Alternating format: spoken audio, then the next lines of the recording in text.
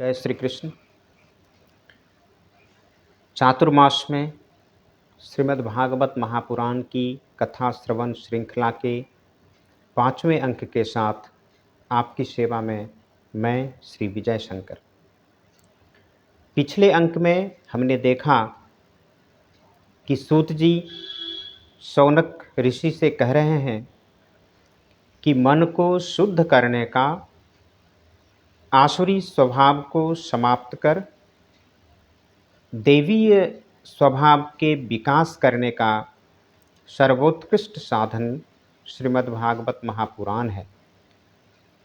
एतस्माद् परम किंचिन मनः शुद्धे न विद्यते, इससे बढ़कर मन को शुद्ध करने का कोई और उपाय नहीं है। अपने इस तथ्य की प्रबलता के लिए इसके संदर्भ में, समर्थन में सूत जी एक प्रसंग का उल्लेख करते हैं और कहते हैं कि एक बार विशालापुरी में सनकाद ऋषि सत्संग के लिए विराजमान थे। वहीं नारद जी बहुत दुखी परेशान कहीं से आते हुए दिखाई दिए सनकाद ऋषियों को। उन्होंने नारद जी को रोका, हाल समाचार पूछा कि कथम ब्रह्मन् दीनमुखः कुतश्चिंतातुरो भवान् त्वरितं गम्यते कुत्र कुतश्च आगमनम तब। आप दुखी क्यों हैं, चिंतातुर क्यों दिख रहे हैं, बड़ी त्वरित गति से आप कहीं से आ रहे हैं, कहीं जा रहे हैं, ये क्या है? नारद जी ने कहा कि हे प्रभु, मैं तो इस पृथ्वी लोक को बहुत सुंदर समझकर भ्रमण करने के लिए आया था, परंतु मैंने देखा कि अधर्म के मित्र कलयुग ने संपूर्ण पृथ्वी को पीड़ित कर रखा है। अब इस पृथ्वी पर सत्यम नास्ति, तपः शौचम दया दानम न विद्यते, उदरम भरिनो जीवा वराकाः कूटभाषिनः।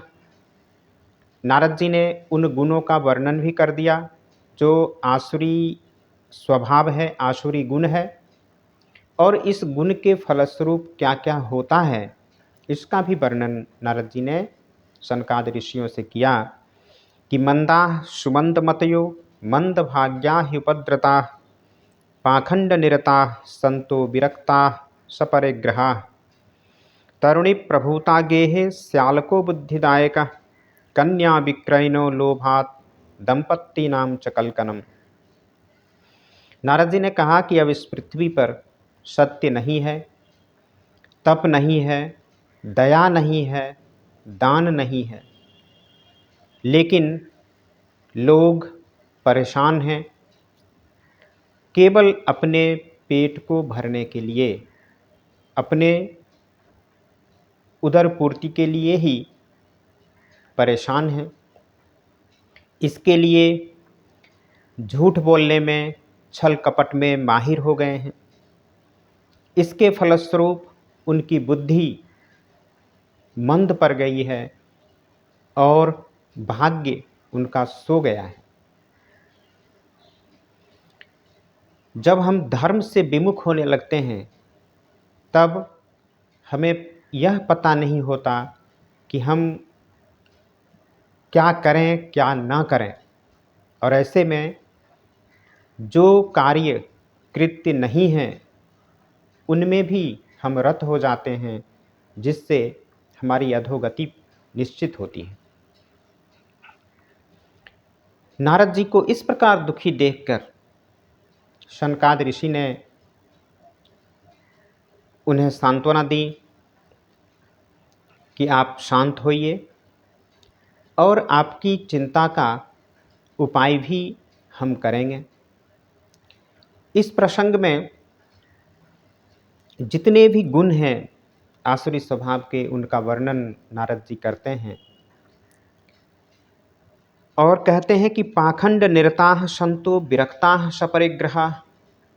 जो देखने में साधु संत जैसे लग रहे हैं वह भी साधु संत नहीं भी हो सकते हैं। मन की एका का अभाव है, पवित्रता का अभाव है, जो अंदर है वह बाहर नहीं है। यह चिंताजनक स्थिति है। तरुणी प्रभुता गेहे श्याल को बुद्धिदायक। और घर में स्त्रियों का ही नेतृत्व है और श्याल को बुद्धिदायक, साले बुद्धि प्रदान करने वाले सलाहकार हो गए हैं। और इन सब कारण से दंपतियों में कलह होते रहते हैं, जबकि दंपतियों का मूल लक्ष्य मिलकर धर्म में रत रहते हुए एक दूसरे को मोक्ष के प्राप्ति में सहायता करना है, ना कि कलह करना। इन सब कारण और इसके परिणाम तथा इनके पहले के परिस्थितियों को ध्यान में रखते हुए नारद जी बहुत चिंतातुर हैं और एक और कथा का वर्णन करते हैं साथ साथ कि पृथ्वी पर घूमते घूमते जब वह यमुना के तट पर पहुँचते हैं, तब भक्ति, ज्ञान और वैराग्य की दुर्दशा उनसे देखी नहीं जाती। इन तथ्यों को सनकादि ऋषियों के सामने नारद जी प्रकट करते हैं और इसके निदान का कारण पूछते हैं।